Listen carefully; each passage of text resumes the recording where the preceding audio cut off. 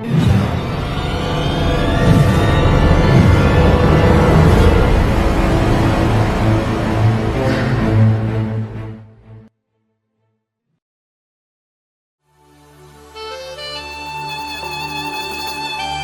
္ဓသာသနာစိရန်ဒိဋ္ဌတုဗုဒ္ဓသာသနာစိရန်ဒိဋ္ဌတုဗုဒ္ဓသာသနာစိရန်ဒိဋ္ဌတု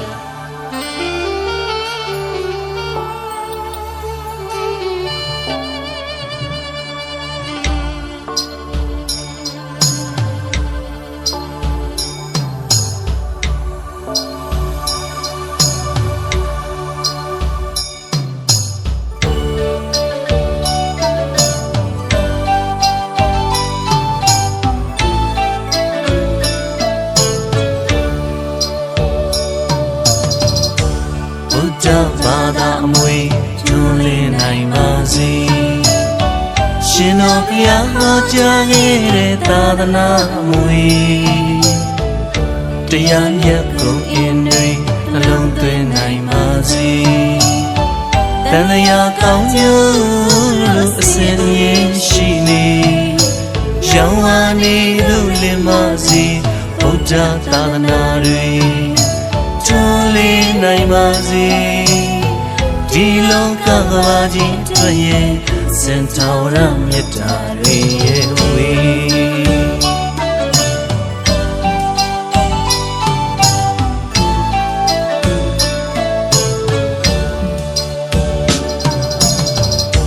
ဗုဒ္ဓဘာသာအမွေ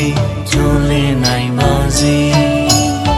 ရှင်တော်ဘုရားဟောကြားခဲ့တဲ့သာသနာအမွေ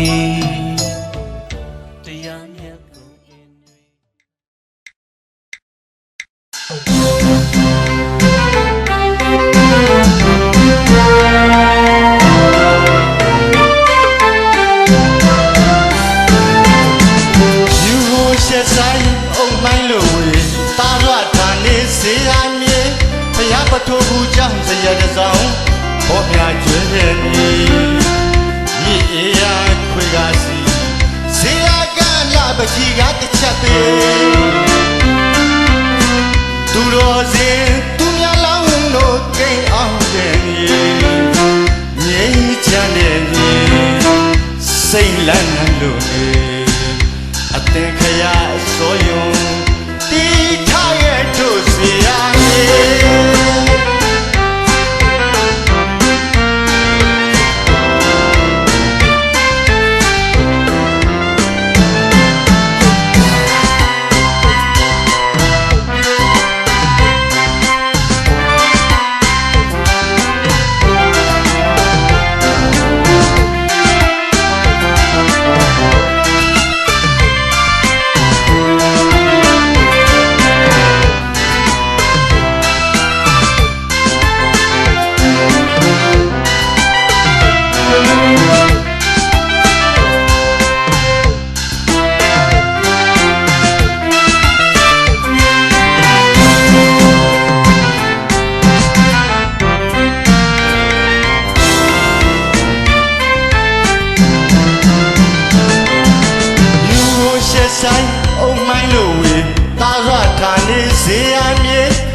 ပထိုးကူကြောင့်စရတဲ့ဆောင်ဘောမြကျွဲတဲ့မြေမြစ်အေးရခွေကစီဇေယကလာပကြီးကတစ်ချက်ပေးသူတော်စင်သူများလောင်းလို့ကိန်းအောင်တဲ့မြေငြိမ်းချမ်းတဲ့မြေစိတ်လန်းငန်းလို့နေတင်ခရစောယုံတီထားရဲ့တို့စေရမြေ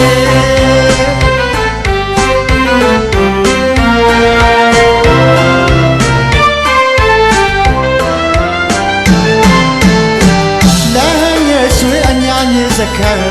ညိုနန်းအလားထားနေမင်းဝန်ဒီအလားရှုမောစရာပါချီသာသနာတင်စင်ရွှေလန်းနဲ့မြေလာငယ်ဆွေအညာငယ်စခံညိုနန်းအလားထားနေမင်းဝန်ဒီအလားရှုမောစရာပါချီသာသနာတင်စင်ရွှေလန်းနဲ့မြေ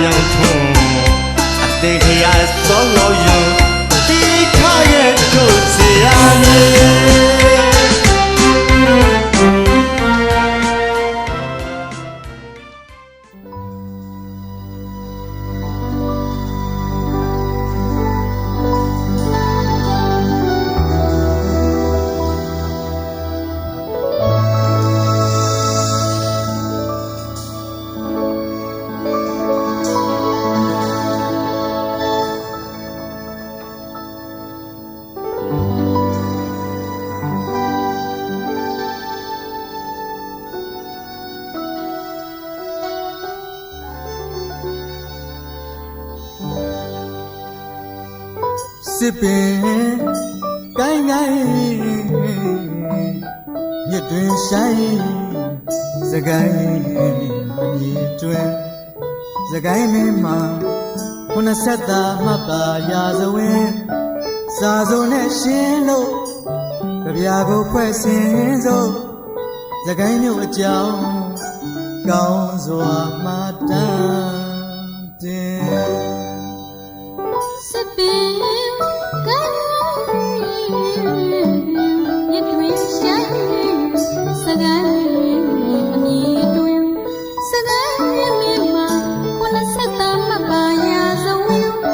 စာစုံနဲ့ရှင်းလို့ကြပြာကိုဖွင့်စင်စို့စကိုင်းမြို့အကြောင်းကောင်းစွာမှတ်တမ်းတင် ဘယင်မင်းတစည်းရှင်တည့်သူနဲ့ယရနာဘုံမိဖုရားတို့ရဲ့ချစ်တော်သာသာအရှင်အသင်္ကရာစောယုံမင်းသည်689ခုနှစ်တွင်စကိုင်းမြို့ကိုတည်ထောင်ခဲ့သည်တွင်ရန်သူကိုအောင်မြင်ရမြို့ဖြစ်သည်မို့ဇေယပူရာဟုသမုတ်ခေါ်ဆိုလေသည် ဘယင်မင်းတစည်းရှင်သေးသူနဲ့ယရနာဘုံမိဖုရားတို့ရဲ့ချစ်တော်သာလာရှင်အသင်ခညာဆိုယုံမင်းဒီ689ခုနှစ်တွင်စကိုင်းမြို့တည်ထောင်ခဲ့သည်တွင်ရန်သူကိုအောင်မြင်ရမြို့ဖြစ်သည်မို့စေရပူရာဟုသမုတ်ခေါ်ဆိုလေသည် မြင်းဆက်80လျင်စိုးစံတော်မူလေသည်အသင်္ခရာစောယုံမင်းတရဖြာမင်းနဲ့ရွှေတောင်တမင်းကြစွာမင်းစင်မြူရှင်တော်ယထာမင်းရဲ့စင်မြူရှင်တရဖြာငယ်နောက်ဆုံးစရင်ပေါက်မင်းရောက်တဲ့အာသာ9လီ မင်းဆက်90လျင်စိုးစံတော်မူလေသည်အသင်ခညာဆိုယုံမင်းတရဖြာမင်းရဲ့ရွှေတောင်တမင်းကြစွာမင်းစင်မြူရှင်တော်ယထာမင်းရဲ့စင်မြူရှင်တရဖြာနောက်ဆုံးစရင်မမင်းရောက်တဲ့ရာဇာ9လီ စကိုင်းမင်းဆက်လက်ထက်ပါစီကားပြောင်းသွား မင်းဆက်90လျင်စိုးစံတော်မူလေသည်အသင်ခညာဆိုယုံမင်းတရဖြာမင်းရဲ့ရွှေတောင်တမင်းကြစွာမင်းစင်မြူရှင်တော်ယထာမင်းရဲ့စင်မြူရှင်တရဖြာနောက်ဆုံးစရင်မမင်းမြောက်တဲ့ရာဇာ9လီ စကိုင်းမင်းဆက်လက်ထက်ပါစီကားပြောင်းသွားစာပေရောက်ပါသည်ရှေ့ဆက်လက်ထွန်းနေဝေစီသာသနာအမွေတစ်တို့ရာဇဝင်တွင်စရာတလီသမိုင်းကြောင့်နဲ့စကိုင်းအကြောင်းစာတင်ပြီးဇေယပူရာကြီးစကိုင်းမျိုးစံပါနီ မ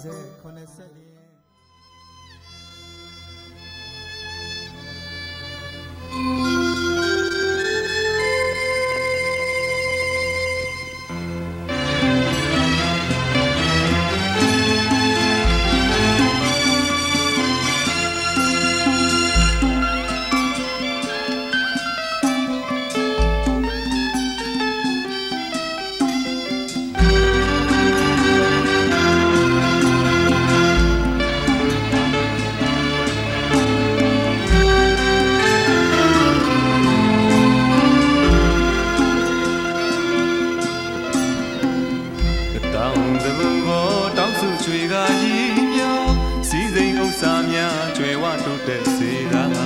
ညာဝေနေတပါးနဲ့ဆံရည်ထွေတွေကောင်းမှုကုသိုလ်များထမနာပြုဖို့ဝေမရှာစိန်ရွှေရတနာနိုင်ကြည့်လက်လွမ်းကအချိန်ကလေးကရာအတိုင်းမသိပဲချမ်းသာစမ်းမလက်ပါ30ပလဲမြစပွားကြောက်တံမရမြစင်စင်ထားလူတိုင်းတာ၍ရလေတာဝေနေရသုတဟာတဝေမှာဘေးရန်ကင်းစင်ကွာဒီဝေစွာကေဟာတွင်မှာစက်တည်လင်းစေမကြနိုင်ရပါစေပန်းတွေတရံပမာချမ်းမြလာလေးစံရည်လျံဖြာအေးစေစေနဲ့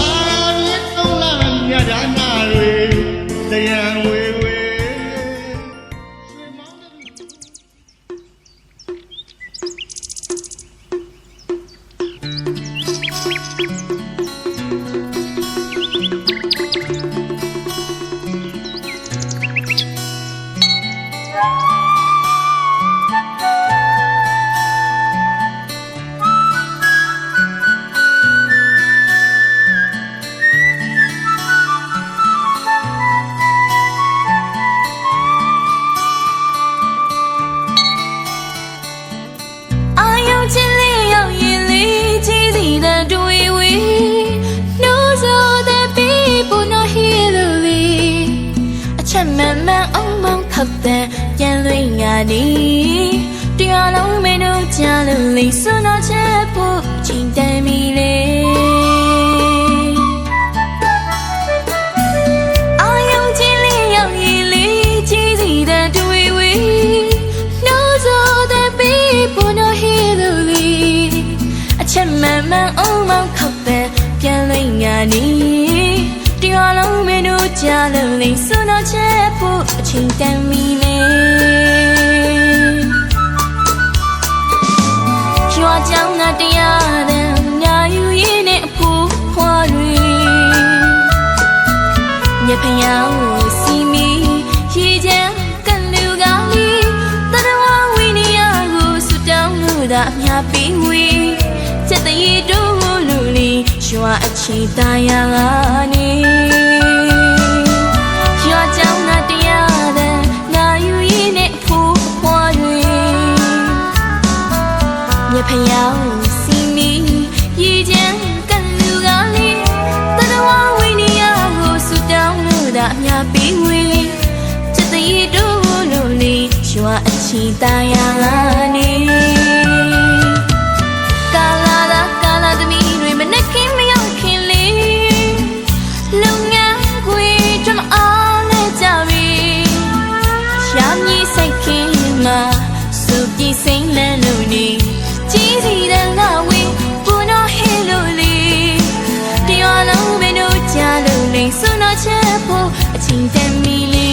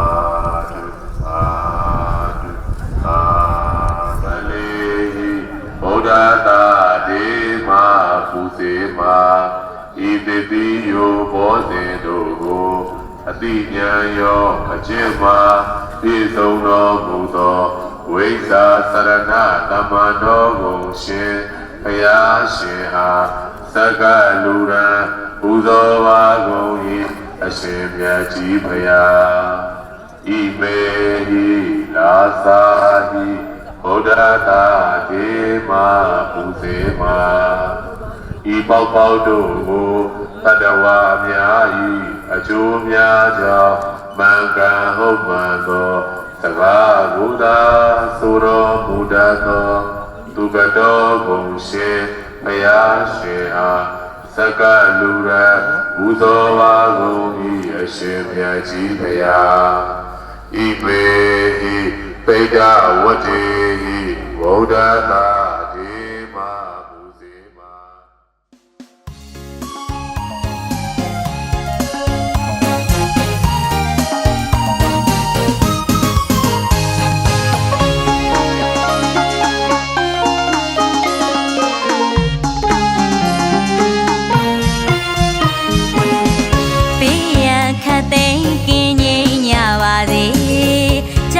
ခတ်သိမ်းကင်းငြိမ်ညပါလေ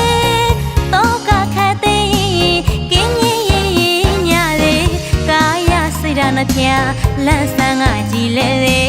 ကျမ်းမာကြလေချမ်းသာကြလေဝမ်းသာကြစေလန့်ပြလို့မသေးအဝေးရဟော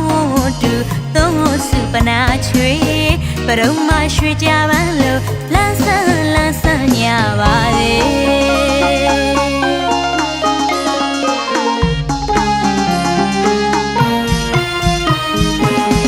ပေးရခတ်သိမ်းကင်းငြိမ်ညပါလေကြောင်ကြခတ်သိမ်းကင်းငြိမ်ညပါလေတော့ကခတ်သိမ်းကင်းငြိမ်ညလေကာယစိတ်ဓာတ်နှပြလန်းဆန်းကကြည်လေချမ်းသာကြလေချမ်းသာကြလေဝမ်းသာကြစေလမ်းပြလို့မသေးအဝေးရဟောတူသုံးစုပနာချွေပရုံမရွှေကြပန်းလို့လန်းဆန်းညပါလေ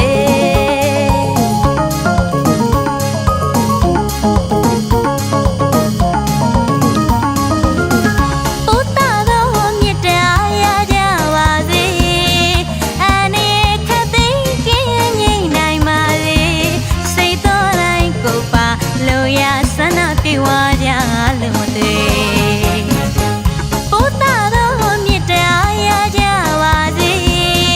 အနေခတ်သိမ်းကင်းငြိမ်နိုင်ပါစေစိတ်တော်တိုင်းကိုပါလို့ရဆန္ဒပြေဝကြလို့မသေးမကြောက်ကြမတမတပဲနေနိုင်ကြပါစေလူရန်ပေကံညင်တွေပြုံနိုင်ရစေကောင်းကျိုးလို့ရဆန္ဒ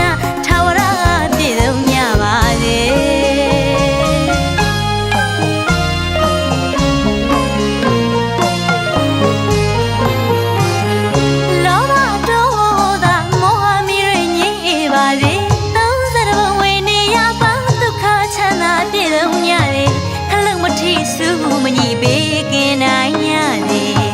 လောဘတို့သာမောဟမီတွေကင်းငြိမ်ပါလေသုံးစရုံဝေနေရပါဒုက္ခချမ်းသာပြေဆုံး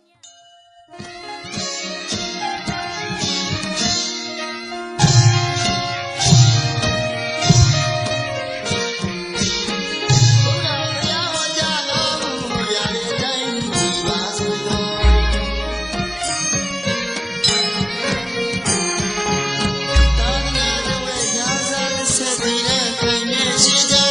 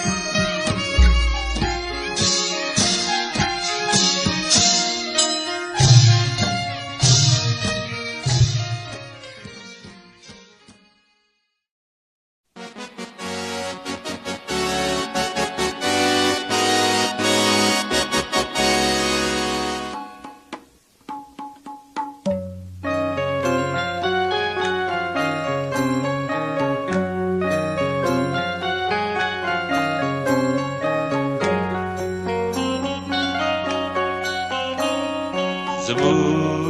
လက်ရတောင်းကျွန်းစုသွန်းမဲ့အကုန်ဘုံပေးပြဆုံးဝေးကြကုန်စပူလက်ရတောင်းကျွန်း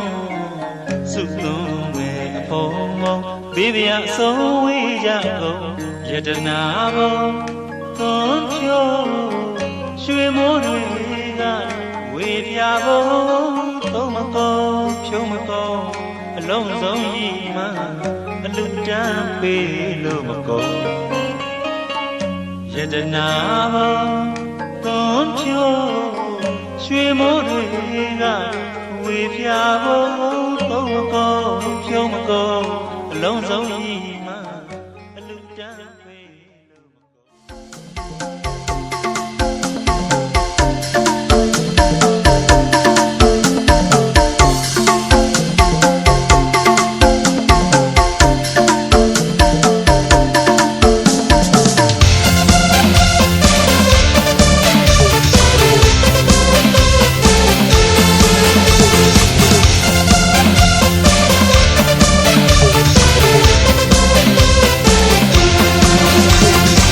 ပြောကြရဲရွှင်ကြရဲဒီနေ့မှအလူဝဲလူတွေစုံလို့ချိန်ချိန်သေးတဲ့ချွေလို့တဲ့မြိုင်လာရဲတမြိုင်ဆိုတီကာကြိုးရီနဲ့ရှူမကြီး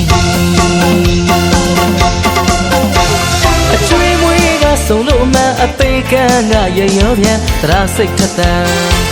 လူရန်ကြပြန်အချွေမွေးကစုံလို့မှအသေးကန်းကရရောပြန်သရစိတ်ထက်တန်လူရန်ကြပြန်ဒီမတန်ပါအေးချမ်းစွာမြနေပန်လန်းကိုရှောက်လန်းရန်တယောက်ဆုံးတဲ့ ကွယ်နှလုံးသားများအလုံးဖြူရောင်မယ်အပြူရီလေးလာတယ်ကိုရီလေးလာတယ်ကလေးလူကြီးအလုံးပြောတဲ့ပွဲတယောက်ဆုံးတဲ့ပွဲလေလူတွေဆုံးလေပဲကွယ်နှလုံးသားများအလုံးဖြူရောင်မယ်အပြူရီလေးလာတယ်ကိုရီလေးလာတယ်ကလေးလူကြီးအလုံးပြောတဲ့ပွဲ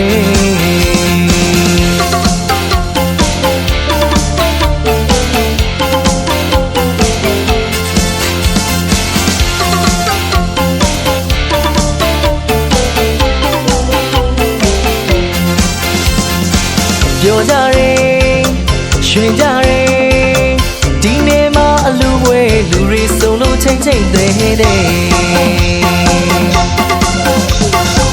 ချွေတို့တဲ့မြိုင်လာတယ်တမ်းမြိုင်စိုးတီကာဂျိုရီနဲ့ရှူမနီအချွေမွေးကစုံလို့မှအပေကန်ကရရောပြန်သရစိတ်ထက်သန်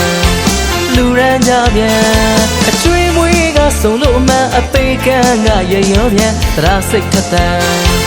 လူရန်ကြပြန်ဒီမတမ်းပါအေးချမ်းစွာမျက်နှာပလန်ကိုရှောက်လန်းရန်တယောက်ဆုံးတဲ့ပွဲအလေလူတွေဆုံးလေပဲကွယ်နှလုံးသားများအလုံးဖြူရောင်မယ်အပြူရီလေးလာတယ်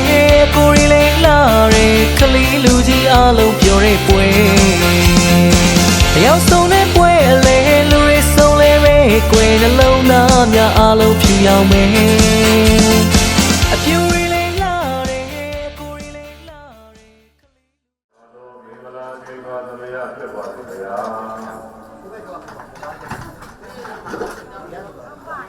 အောင်ရောက်ရတော့အောင်ရပြီးအောင်ရတဲ့လူတွေတွေအောင်ရိပ်အောင်သူအောင်ရပြည်ဒီတော်သူသမရမြန်မာနိုင်ငံတော်တခိုင်းတိုင်းဒေသကြီးတခိုင်းတောင်ယူတိုင်းကြီးနဗရဒေယပူရဤအောင်းကြီးပညာတောင်းတင်လာတဲ့နတ်သားဘုံတော်နတ်သားကြတော်ရဲ့အာရကျေတော်ဣစ္ဆာမယဘုံဒီနာမသုံးမျိုးတော်လူတွေလာဒီနေရာဝယ်လက်ရဲ့638ခုဘရုဏဘာရီဝိတ္တလူပုဂ္ဂိုလ်ရဲ့ရောက်ကျော်သူစိတ်ကြရသည်မင်းကြီးတို့ဒီနာပို့ပဲတော့ဝိတ္တလူမြတ်ပြည်သက်သက်ရဲ့3လ2025ခုမန္တလေးရဲ့ဤတန်းကြောင့်ပြိုကျပြည့်စည်ခဲ့ရာတခိုင်းတော်ရောသစ္စာဝါဒီကြောင့်ဆရာတော်ဥပ္ပန္နိဒကျေသူရဲ့အမှုပြုရဲ့သူရဲ့မေဒေါ်နတ်သူရဲ့သာမောသာမေတ္တသမီးမတ်သူရဲ့သက်ဒီလာစုရာဂုံမျိုးတို့ကဥပ္ပတော်ကေနာကေဘုဒ္ဓရှင်တရားတရားကဘုရားတရားမှာပေါင်းလို့သူပေါင်းသူရမှုလို့ရဲ့ဘုန်းကြီးကံရဲ့သဘာဝတွေလေးဘွဲ့ဘုံမှာအောင်သားဆရာကဘာမပြရက်ခါမှလည်းတတ်တာပြည့်စုံသူတို့ယူရဲ့လူလဲလေးချက်လက်လဲဒီလိုဓမ္မလိုဒီရားသူဝဲကြီးအောင်သက်ကြီးကရဖရာကြီးဥပ္ပင်္ဂဘုဒ္ဓရီဝိတ္တရိုဒီအားရဏမောကျွေကြီးတော်ကိုဒီပြောပြင်းအောင်သက်သွေးဆက်လေးပူတော်ရသည်ကျွေကြီးတော်ပြည့်နာတော်သိဘုတော်တော်ဒီလူတော်ဝဲမဟာမင်္ဂလာခန္ဓာပြည်နေတာဖြစ်ပါရဲ့ဗျာကြားပြီးတော့ဒီနေ့ကျမပြုလုပ်ပြီးဒီနေ့များကိုခန္ဓာပြည်ပထမပိုင်းဒါနသီလဘာဝနာပုဂ္ဂိုလ်ကိုပြုရဲ့ပြိက္ခာမမင်္ဂလာခန္ဓာပြည်လူရပိုင်းကျွေကြီးတော်ဒီလူတော်ချင်းသတ္တာရောခဏမင်္ဂလာနဲ့ခန္ဓာပြည်လက်ရပိုင်းဒေဝတာရဲ့ကိုယ်တော်ချင်းဘုရားပိဋကမင်္ဂလာမှုတွေမင်္ဂလာကြီး၃ရက်ဖြင့်ကျင်းပမှုတော်၃ရက်သွားမှာဖြစ်ပါရဲ့ဗျာကာလပြည်များကိုတို့ရင်ရှောက်သားအင်းကြီးဖြစ်တဲ့ကြားပြီးတော့ခြေကိုကဲ့ွက်တော်အားဖြင့်ဆက်မှန်ပြီးရှောက်သားခြင်းမပြုတော့ပါဗျာ သူ့ပညာဘုံမထောင်းပြီးတဲတောင်းသူနေ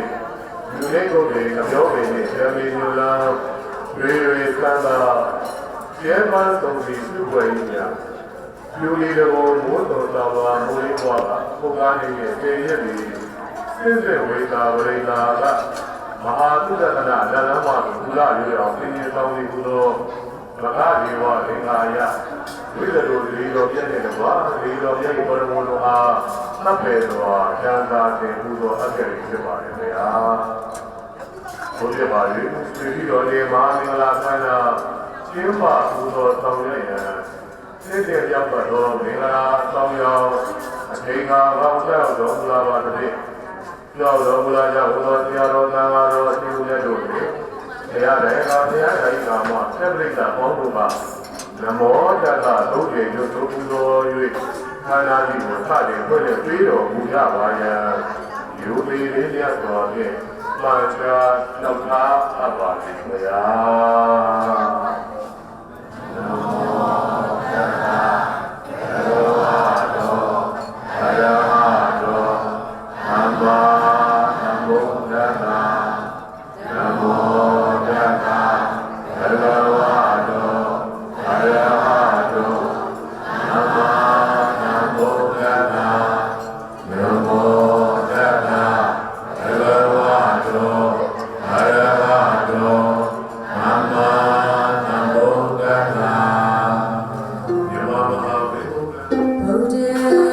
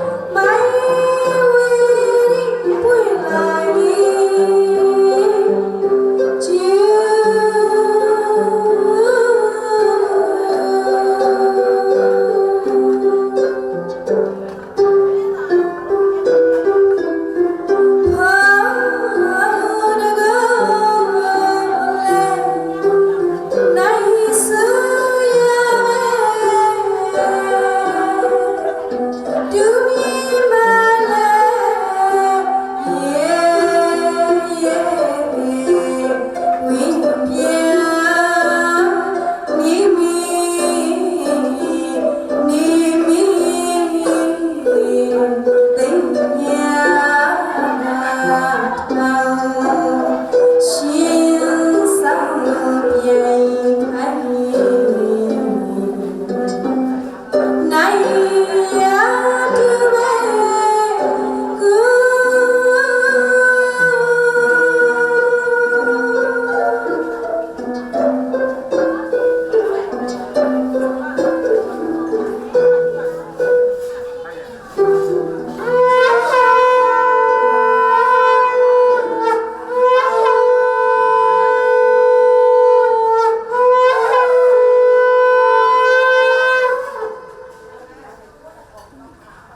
ဒီပတိချာရေဒီတာနဲ့ဒီပါလေးတို့ဘုထိုးသည့်သဘောတွေဤစัจ java ဤထောင်ဝတ်ခြင်းမှာသက္ကဝါလေးတို့ဇာတိကပေါင်းတသောတမလောရတို့၌ဝတ္တနာမိမိတို့ဆရာဘိက္ခာသာဝေကြည်သာရွှေပြနေထိုင်ကြကုန်သောဒီဝဒပထဝီမြေသုံးတရေနှင့်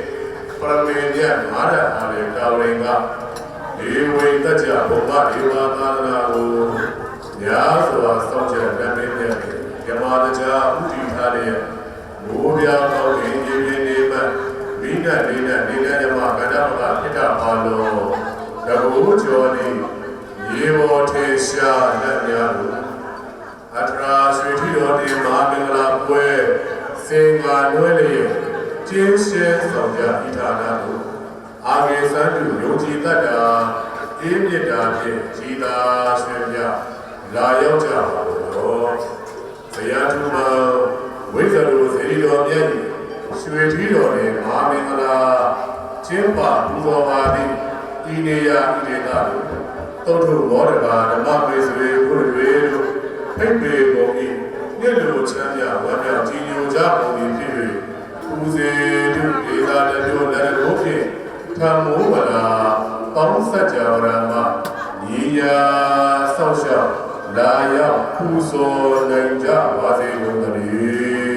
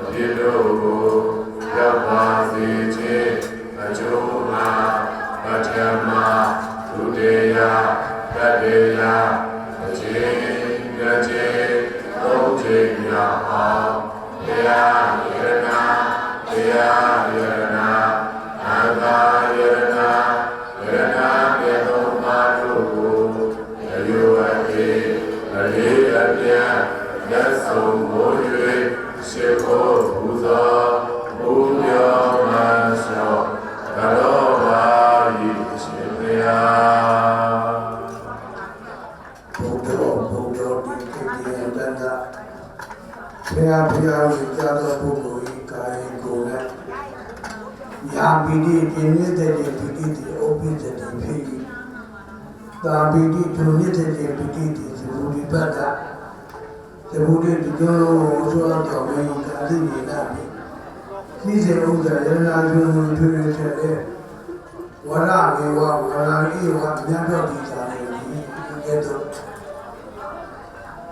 ညစွာဘုရားဒီကိုရမေကြီးဟောကြားတော်မူတဲ့တည်းအတိုင်းယနေ့ဝိဇ္ဇရောဒီလိုမြတ်ကြီးရဲ့ဒီလိုတဲ့ဒီဘာယာခါကာရတမရနဲ့လောကရဲ့အများဆုံးပြီးတော့ဖေရရတနာလောကရဲ့အများဆုံးပြီးတော့တရားရတနာလောကရဲ့အများဆုံးပြီးတော့သံဃာရတနာသူရတနာအများဆုံးကအပေါင်းတော်ယုတိမြတ်လို့လည်းတော့ဘိုးရင်ချစ်ကိုဘူးတော်ဘူးမှာလည်းရောဘယ်တော့ကြအတော်ဘူးတော်သဗ္ဗနာမတက္ကိစ္စကာရောကုသိုလ်ကစေနာပြာပြာတို့ကြောင့်မိမိတို့သည်ဘေးမျိုးမျိုးရံမျိုးမျိုးအနန္တမျိုးမျိုး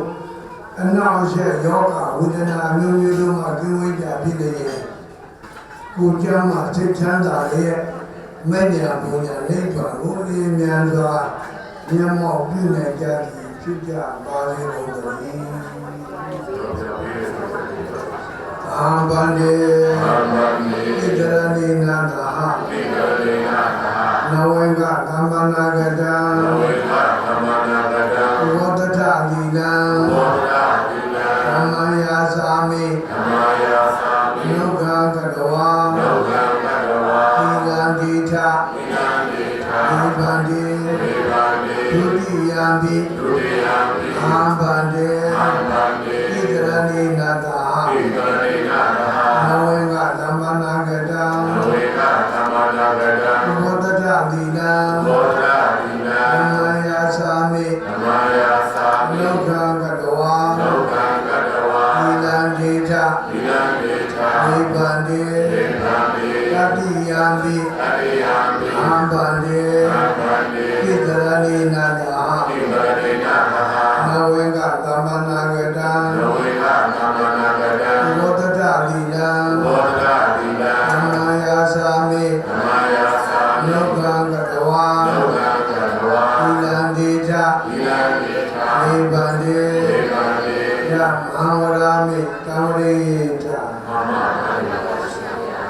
မောတတဘဂဝတောရာတောသမ္မာသမ္ဗုဒ္ဓတ္တ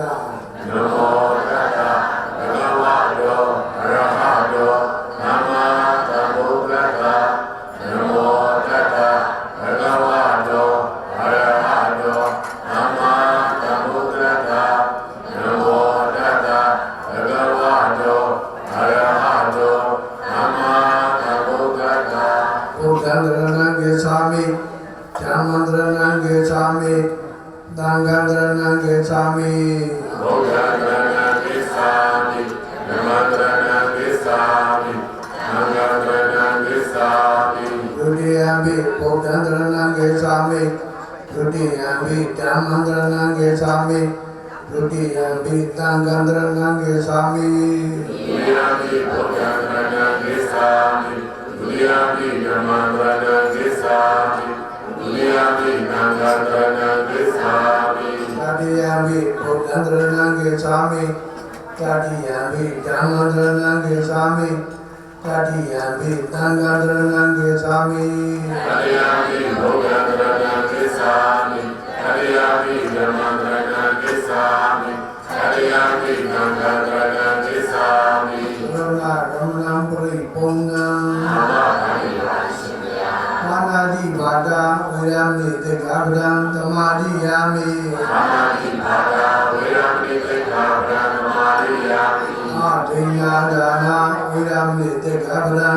သမာဓိယာမိ အာဒိနာဒါနာဝေရမေတေဃဗရံသမာဓိယာမိ အာဓမ္မစရိယာဝေရမေတေဃဗရံသမာဓိယာမိ အာဒိမစရိယဝေရမေတေဃဗရံသမာဓိယာမိ ဘုဒ္ဓဝါဒဝေရမေတေဃဗရံသမာဓိယာမိ ဘုရားဝါဒဝေရမေတေဃဗရံသမာဓိယာမိ သုရာမေရယမေဇဗမန္တဒါနာဝေရမေတေဃဗရံသမာဓိယာမိ ဗာမေယယသစ္စာပမာဒဌာနာဝေရမေတေဃဗရံသမာဓိယာမိ ဝိကာလဘောဓနာဝေရမေတေဃဗရံသမာဓိယာမိ ဝိကာလဘောဓနာဝေရမေတေဃဗရံသမာဓိယာမိ သေသာ သေသာ ဣဒာ ဣဒာ ဝါဒိတာ ဝါရိတာ ဝိတုက ဝိတုကာ သတ္တနာ သတ္တနာ မာလာကန္တ မာယာကန္တာ ဝိနိဗ္ဗနာ ဣတိပနာ ကာရဏ သာရဏ မန္တနာ နန္ဒနာ ဘုဒ္ဓနာဌာနာဝေရမေတေဃဗရံသမာဓိယာမိ ဘုရားဌာနာဝေယမေတေဃဗရံသမာဓိယာမိ မောဇာတေနမဟာတေနဝေရမေတေဃဗရံသမာဓိယာမိ ဥစ္စာဒေနမဟာဒေနဝေယမေတေဃဗရံသမာဓိယာမိ မေတ္တာသဟဂတိနာ ဣဒာကဟတရေန သီတတံ ဣဒာက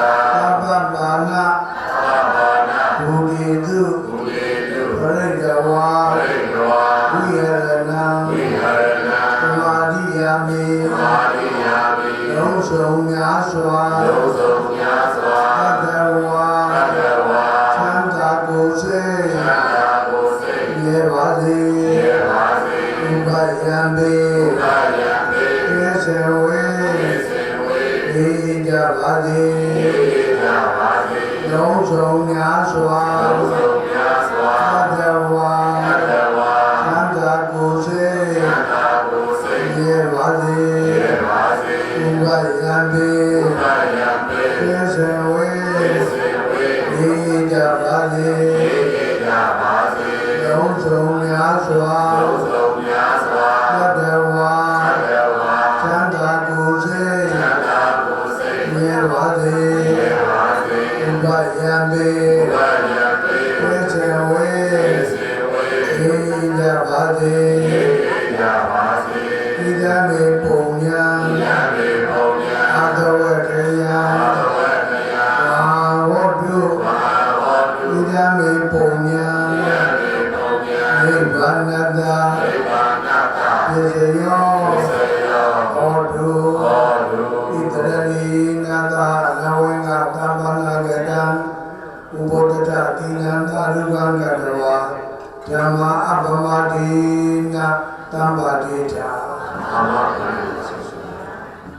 ပရိသေတော်ကိုထုံးဝင်နေစေတယ်ဘုရားရဲ့ကဘုရားတော်များကပေချီပြီးတဲ့ဒီပါရီပရိသေတော်ရေတို့ကိုဆရာတော်တော်ရှင်ရဲ့တို့ကဆက်ရရဖြစ်ပါလေ